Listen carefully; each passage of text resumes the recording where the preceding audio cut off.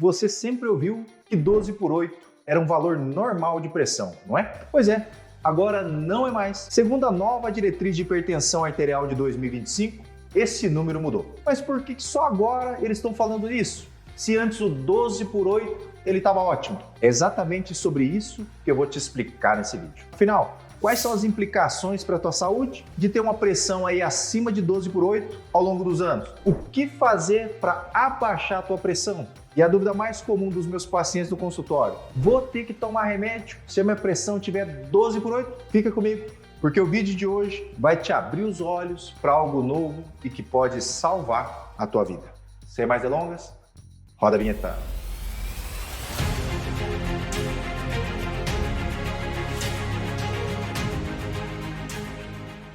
Olá, meus coração, tudo bem? Eu sou o Dr. Roberto Iano, cardiologista, médico aqui em Indaiatuba. A nova diretriz de hipertensão de 2025 chegou e algumas coisas mudaram, então eu vou contar para vocês quais foram essas mudanças. O que não mudou é que a hipertensão arterial continua sendo uma das doenças crônicas mais frequentes no mundo. 1 em cada 3 adultos aí tem pressão alta. E o mais preocupante é que quase metade dessas pessoas nem sabem que tem pressão alta. Isso significa que milhões de indivíduos estão caminhando para muitas complicações cardíacas sem nem mesmo saber. Tradicionalmente, se a gente for relembrar, a pressão considerada ótima era aquela pressão abaixo de 120/80 milhas de mercúrio. Entre 120/80 até 129/84, a gente ainda considerava a pressão arterial normal. Já valores a partir de 130 da pressão arterial sistólica e ou 85 da pressão arterial diastólica, até o valor de 139/89 era considerada uma pressão arterial limítrofe. E acima dos 140/90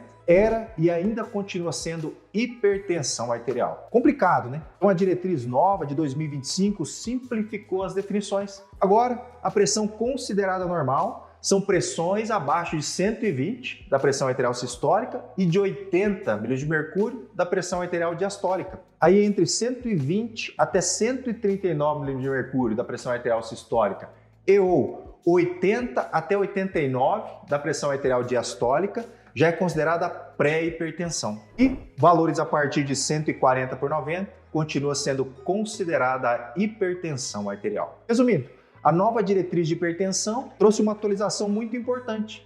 O valor de referência caiu e 12/8 deixou de ser considerado um padrão de normalidade. É o início ali de uma pré-hipertensão. Ah, doutor, mas só fizeram isso para vender mais remédio. Não é bem assim. Essa mudança tem a ver com embasamento científico. Estudos mais recentes mostraram que o risco cardiovascular de infarto, AVC, insuficiência renal, ela já começa a aumentar de forma contínua já a partir do 12/8. Então, mesmo nessa faixa, já existe um risco maior de eventos cardiovasculares do que aquelas pessoas que mantêm a pressão abaixo de 12/8. Isso é fato. Então tá, doutor. Agora já entendi que o 12/8 já não é considerado normal. Mas o que eu posso fazer então para baixar a minha pressão sem remédio? A diretriz de hipertensão de 2025 deixa bem claro que o foco principal, antes de qualquer comprimido, são as medidas não farmacológicas. Ou seja, ele orienta mudanças no estilo de vida e que você pode começar a aplicar aí no teu dia a dia. E é sobre isso que eu vou falar agora. O que realmente funciona de forma natural para controlar a tua pressão arterial. Primeira medida, equilibre a sua alimentação. Não tem segredo, pessoal. Tem pessoas que não querem ouvir isso, mas essa é a realidade. Se você não comer bem, você não vai viver bem. Importante, evita o sal em excesso. A recomendação é que o consumo de sódio não ultrapasse 2 gramas por dia, o que equivale a cerca de 5 gramas de sal de cozinha. Só essa mudança, junto com a retirada de ultraprocessados, de embutidos, já pode reduzir a tua pressão arterial sistólica em até 6 milímetros de mercúrio e até 3 milímetros de mercúrio a pressão arterial diastólica. Além disso, uma alimentação ali com mais potássio, rica em frutas, verduras, legumes, grãos integrais, que é conhecida como a dieta DASH, vai ajudar a reduzir ainda mais, em torno de 8 a 10 milímetros de mercúrio na pressão arterial sistólica. A alimentação é a primeira coisa. Segunda medida, corpo em movimento, porque não nascemos para ficar parado. O exercício regular é um dos remédios naturais mais potentes contra a hipertensão. Então você precisa e deve praticar 150 minutos de exercício por semana, como uma caminhada rápida, uma musculação, uma bicicleta, uma natação. Isso já promove uma redução média de 5 a 7 milímetros de mercúrio da pressão arterial sistólica e de 3 a 5 milímetros de mercúrio da pressão arterial diastólica. E as pessoas mais sedentárias podem sentir ainda mais impacto logo nas primeiras semanas de treino. Para mim, todo mundo deveria se exercitar 1 hora por dia, todos os dias da semana. Antigamente, lá no sítio, as pessoas só paravam de se movimentar no finalzinho da tarde. E a gente deixou de fazer isso então. Mas quem aí faz exercício todos os dias, comenta aí, eu me movimento, coloca aí. Isso vai incentivar mais e mais pessoas aí a começarem a fazer exercício. Então só de melhorar a alimentação e fazer exercício, você já pode reduzir em até 15 milímetros de mercúrio tua pressão arterial sistólica. Incrível, né? Mas vamos para a terceira medida, peso adequado.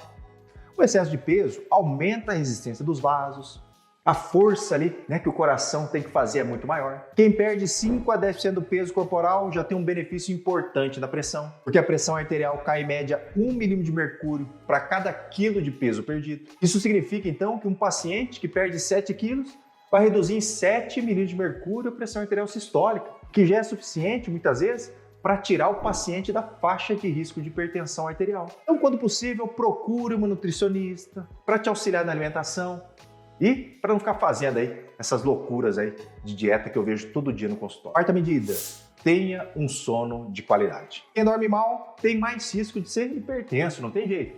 Essa é uma causa silenciosa. Se você dorme menos do que 6 horas por noite, você tem até 40% mais risco de ter pressão alta. Já quando o sono é regular, reparador, a pressão pode cair em até 5 milímetros de mercúrio, e principalmente à noite. É super importante dormir bem. Quinta medida, evite o álcool e o tabagismo. O álcool em excesso eleva a pressão arterial, mesmo em pessoas mais jovens. Então, reduzir o consumo de álcool pode diminuir a pressão arterial sistólica e até 4 milímetros de mercúrio. Já o cigarro não só aumenta a pressão na hora do consumo, como também acelera o envelhecimento dos vasos. Parar de fumar não reduz diretamente ali muitos milímetros da pressão, mas reduz drasticamente o teu risco de infarto, AVC e morte súbita. Agora, sexta medida, olha que interessante. Práticas de espiritualidade e controle do estresse. A diretriz de 2025 reforça, lógico, a importância do controle do estresse e inclui agora a importância da espiritualidade como recomendação oficial para o controle da pressão. Isso inclui, então, práticas como oração, meditação, participação em grupos de fé, porque tudo isso ajudou a reduzir a ansiedade, melhorou a adesão do paciente ao tratamento e isso ajudou a baixar a pressão arterial. Ou seja, se antes a gente falava apenas em manejar o estresse, agora a orientação também é cuidar da mente, da alma, porque isso faz diferença real no controle da hipertensão e na melhora da qualidade de vida. E sétima medida, cuide dos fatores ambientais. Como assim, doutor? O que é isso? Vou te explicar melhor porque isso está nessa nova diretriz. Então não é só na alimentação, na genética e no sedentarismo que isso vai influenciar ali na nossa pressão. A poluição do ar, até o excesso de barulho no nosso redor estão ligados ao aumento da pressão, porque isso aumenta o estresse do corpo, provoca mais inflamação e prejudica os vasos sanguíneos. Onde você mora aí? Tem muita poluição ou muito barulho? Coloca aqui o nome da tua cidade, E se a tua cidade ela faz muito barulho ou não. O clima é outro fator importante. No frio, a pressão tende a subir, porque o corpo libera substâncias que contraem os vasos sanguíneos. Já no calor acontece o contrário.